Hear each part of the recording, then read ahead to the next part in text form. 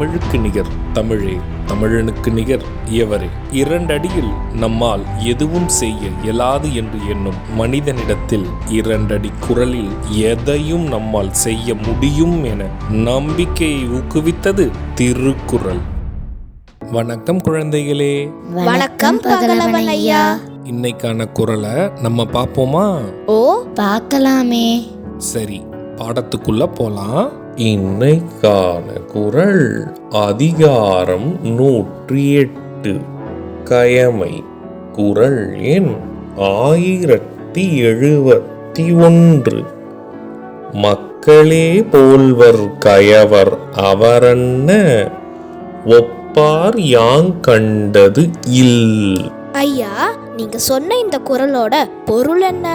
இதற்கான பொருள், மக்களை போலவே இருப்பார்கள் கயவர்கள்.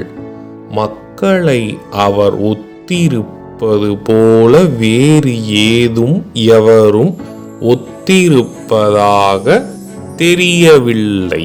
இதுக்கு ஒரு உதாரணம் சொல்லுங்களேன். இதற்கான உதாரணம், கயவர்களும் மக்களை போலவே தோற்றத்தில் இருப்பார்கள்.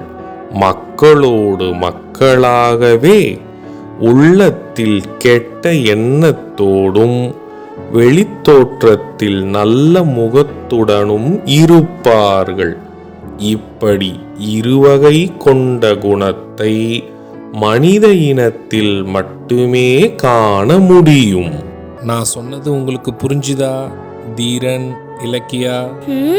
நல்லா புரிஞ்சுது ஐயா. இனி இந்த குறள் எங்களுக்கு மறக்கவே மறக்காது. சரி பசங்களா, நாளைக்கும் இதே மாதிரி சுவாரஸ்யமான குறளை பார்ப்போம். நீங்க வீட்டுக்கு போன உடனே என்ன பண்ணணும்? இன்னைக்கு நாங்க படிச்ச குறளை அப்பா அம்மா கிட்ட சொல்லி காட்டுவோம்.